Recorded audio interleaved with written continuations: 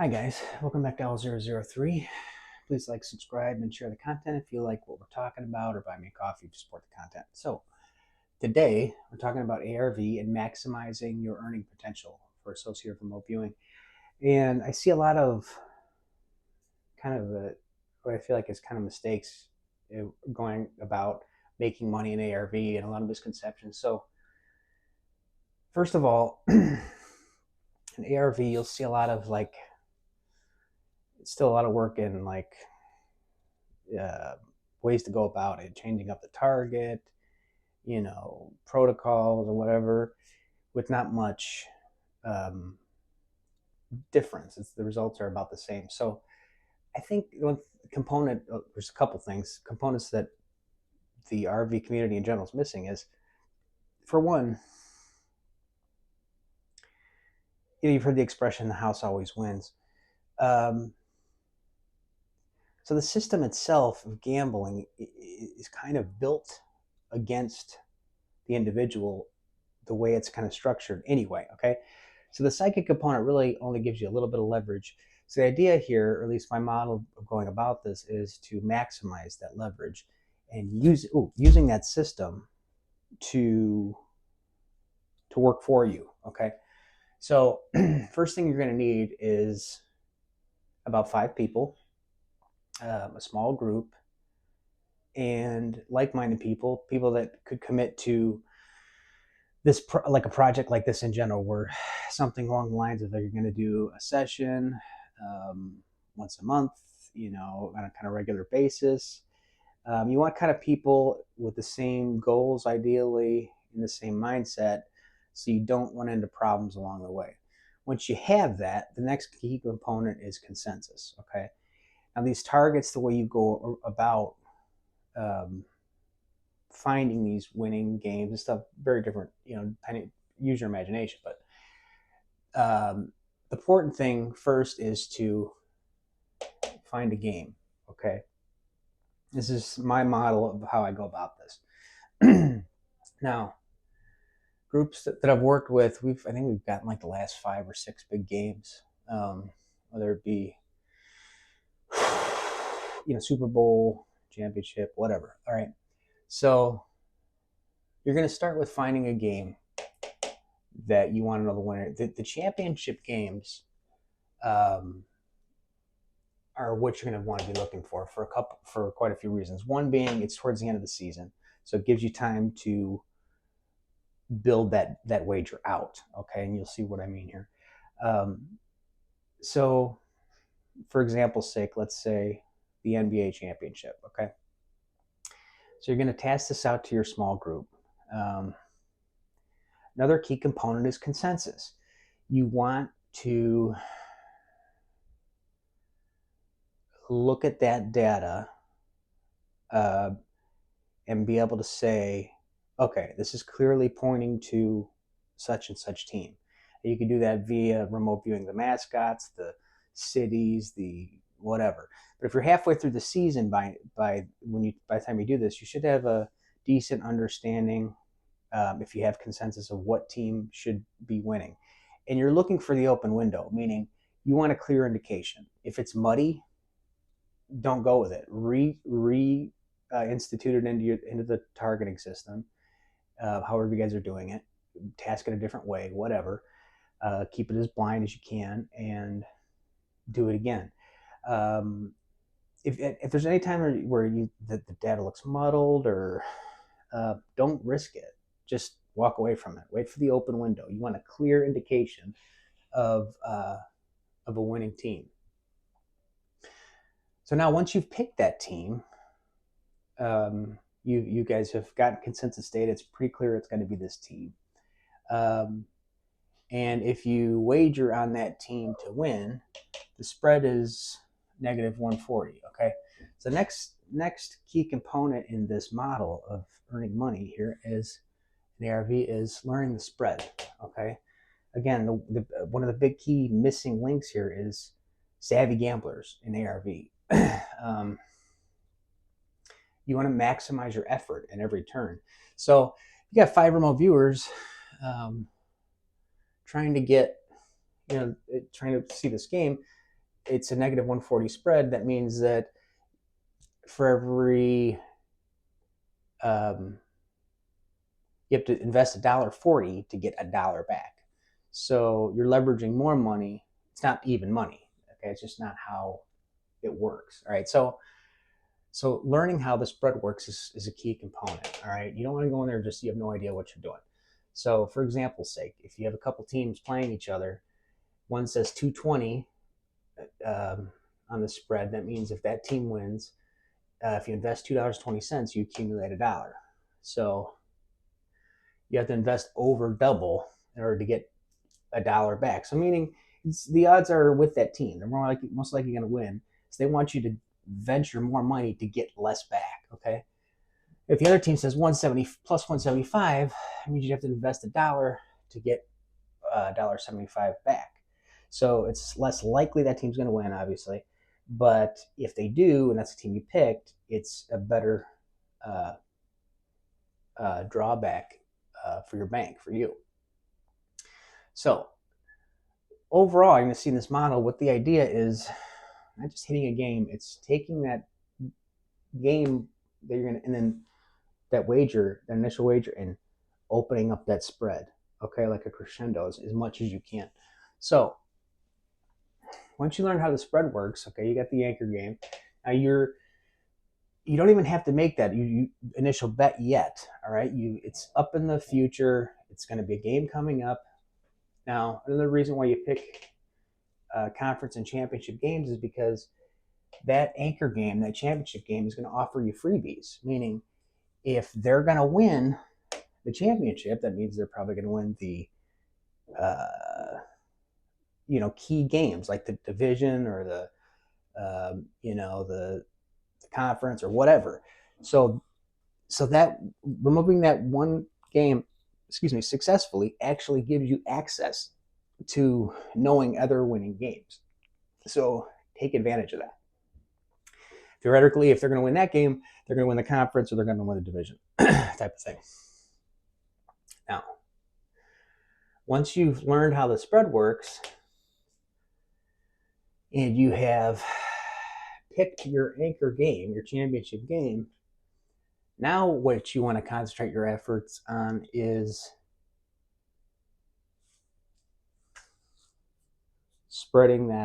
widening that spread. Okay. How you do that is there's a bunch of different ways. It's called parlays, all right?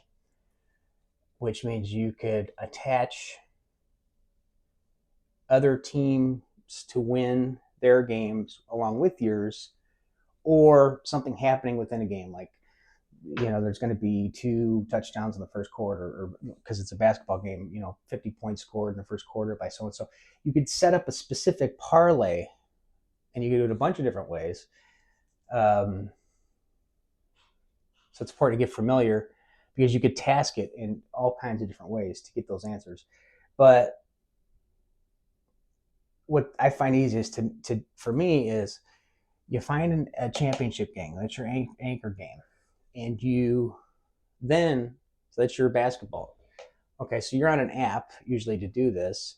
So you look and what else is going on in and around that time or whatever, even before then. Like say it's a girls tennis champion, a ping pong game, whatever. Every bet you wager up until that game plays out, you can tether these parlays, which is going to vastly improve your spread. So with very little investment, you can get, a 15-1 return. You know what I'm saying? With every parlay you do. So say you attach 3 games. You're 6 months or not, whatever. So you're 3-4 months ahead of the game.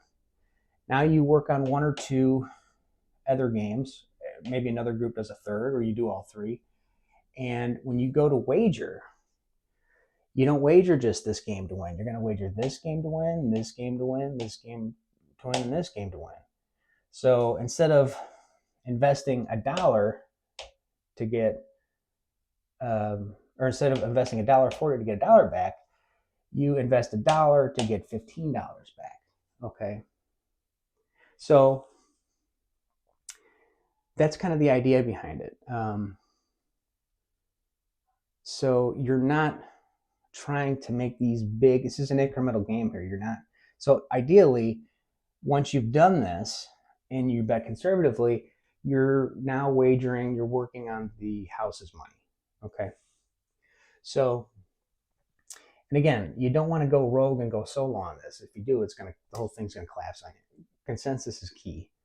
Finding like-minded individuals that are going to be excited to kind of do this is your best bet. But this is how you work the system to your advantage. Okay, if you just go and try to individually bet game, some are going to win, some are going to lose, and it's hard to really build a bank with that kind of model. All right. So what I've found is this is what's going to maximize your effort, right? So we talked about parlays, we talked about learning the spread, conference and championships. Okay, consensus. Yeah, you want to have consensus and you want to have discernment. Don't take unnecessary risks. Take your time. If you rush this effort, you're going to find yourself data fitting just to kind of get a bet in.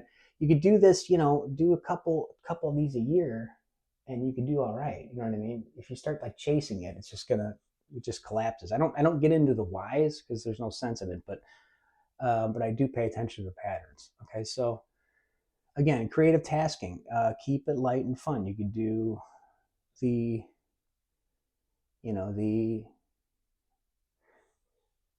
the mascots for the team, the symbol of the team, the city attractions, the monuments. And even if you got to do it a couple times to hone it in, between the data and, again, just like with regular remote viewing, you use what data you have in correlation with the remote viewing. So you look at the mascots, you look at the data that you have, and if that looks pretty significant and that team is in the running, it's probably a good sign of you're in the ballpark. Okay, so I'm not really into specific team. I like sports in general, but I don't really root for anybody. So this is it kind of makes me a pretty good candidate for this in a sense because I don't really care. I just, what I mean, as far as what team wins, as long as it's the one I pick for that season. So yeah, so keep it keep it light, keep it fun, the tasking, and don't beat this like a dead horse. Set up with the group one a month or whatever, or two a month, depending on the load of time, and be true to that agreement with the group, and you should be fine. Now, the gambling platforms is another kind of key component. I use the Hard Rock app just because it's the one I use, but it has everything that I would wager on. Okay, now there's other ones. If you do horse track betting, there's OTB. But a key thing to understand though is if you're working with a group internationally, which I do, the they have the capability to wager and stuff like that, but the rules are different and they're kind of governed differently in different countries. So, like, say if I'm working with somebody in Australia, they may not have the Hard Rock, so they'll use Tap Touch, but they should have access to the same games. But just know going in, if you're working internationally, they're going to have to probably have a different platform to do the wagering, and it's going to be set up a little bit different.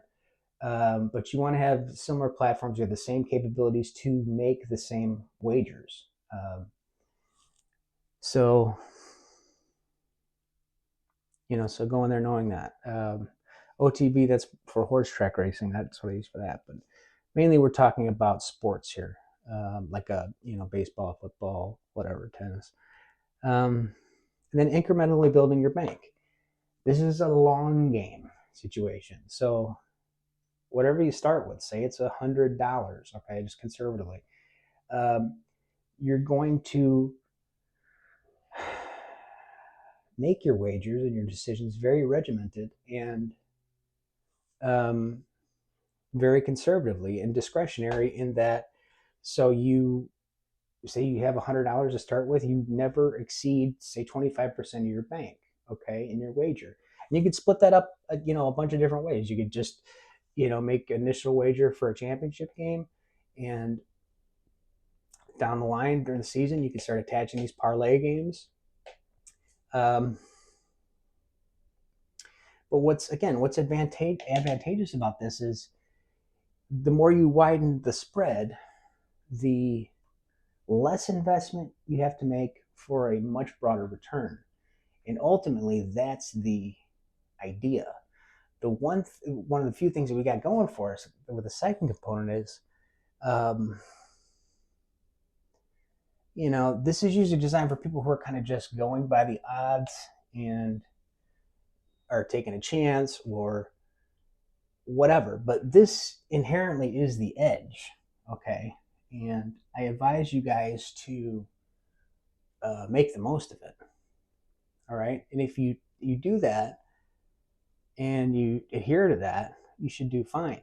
Now, as time goes on and you accumulate your bank, you can start, taking money off the app, um, as you please. But again, you want to get familiar with being a gambler, obviously. So knowing how the spread works, get familiar with your gambling platform, and you can make some money doing this. But that's how you kind of want to go about it.